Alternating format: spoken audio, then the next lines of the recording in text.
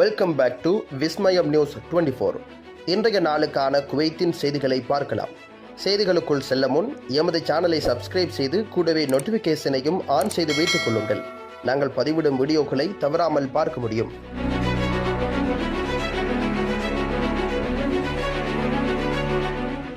முபாரக்கியா Kuwait PAMஇன் கண்காணிப்பில் தொழிலாளர் சந்தை.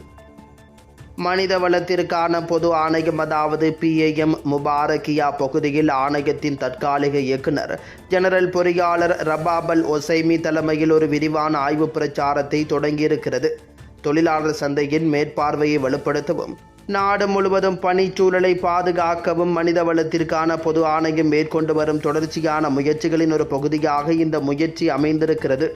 தொழிலாளர் மற்றும் முதலாளிகள் இருவரின் உரிமைகளையும் பாதுகாப்பதை நோக்கமாக கொண்டு அனைத்து நிறுவனங்களும் தொடர்புடைய தொழிலாளர் சட்டங்கள் மற்றும் விதிமுறைகளுக்கு இணங்குவதை உறுதி செய்வதில் இந்த பிரச்சாரம் கவனம் செலுத்தியிருக்கிறது. ஆய்வாளர்கள் முழுமையான சோதனைகளை மேற்கொண்டனர். தொழிலாளர் தரநிலைகள், பணியிட பாதுகாப்பு மற்றும் ஊழியர்களின் முறையான ஆவணங்களை கடைபிடிப்பதை மதிப்பிட்டிருக்கின்றனர்.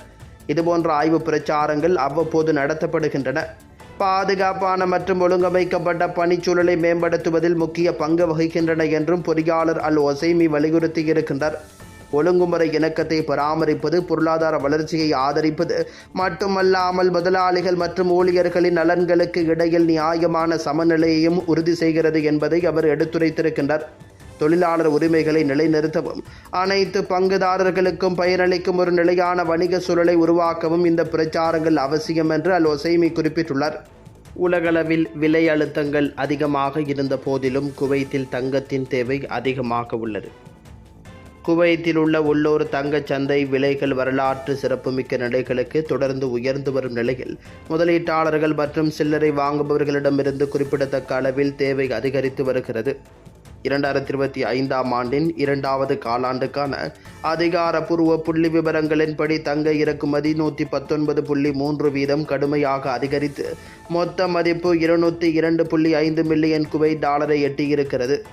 அதே நேரத்தில் நகைகள், ஆபரணங்கள் மற்றும் விலை மதிப்பற்ற உலோகங்களால் செய்யப்பட்ட பாகங்கள் இறக்குமதி 9.1% அதிகரித்து 110.3 மில்லியன் குவைத் டாலராக காணப்படுகின்றது. தங்க விலை ஆய்வாளர் நாசர் அல் அத்தார் கூறுகையில், உள்நாட்டில் மறுமலர்ச்சி செய்யப்பட்ட தங்கத்தின் அளவு முந்தைய ஆண்டை விட 180க்கும் அதிகமாக அதிகரித்திருக்கிறது. இது உள்நாட்டில் பதப்படுத்தப்பட்ட பொருட்களுக்கான அதிகரித்து வரும் விருப்பத்தை எடுத்து காட்டுகிறது. குறைந்த உற்பத்தி செலவுகள், கப்பல் அல்லது சுங்க கட்டணம் இல்லாதது மற்றும் அதிக எடை மதிப்பு விகிதம் உள்ளிட்ட பல நன்மைகள் காரணமாக குவைத் தங்க நகைகள் இறக்குமதி செய்யப்பட்ட வகைகளுடன் மிகவும் போட்டித்தன்மையுடன் மாறியுள்ளன என்று அவர் விளக்கியிருக்கின்றார். உலகளாவிய சந்தை போக்குகள் குறித்து கருத்து தெரிவித்தால் அத்தார், தொடர்ந்து உயர்ந்த விலைகள் வலுவான வாடிக்கையாளர் தளமில்லாத சிறிய வளர்ந்து வரும் தங்க நிறுவனங்களை எதிர்மறையாக பாதித்து சிலவற்றை சந்தையிலிருந்து வெளியேற்றக்கூடும் என்றும் எச்சரிக்கை விடுத்திருக்கின்றார். வேட்டை சட்டங்களை மீறியதற்காக ஈராக்கில் 3 குவைத் நாட்டினர் கைது செய்யப்பட்டனர்.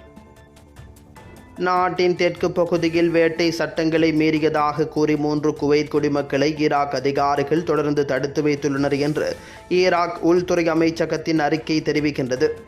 ஈராக்கில் கைது செய்யப்பட்ட 3 குவைத் குடிமக்களின் விவரங்களை பக்தாதில் உள்ள குவைத் தூதரகம் ஈராக் பாதுகாப்பு அதிகாரிகளுடன் ஒருங்கிணைந்து தொடர்ந்து கண்காணித்து வருவதாக வெளியுறவு அமைச்சர் அப்துல்லா அல் யஹியா உறுதிப்படுத்தியிருக்கின்றார்.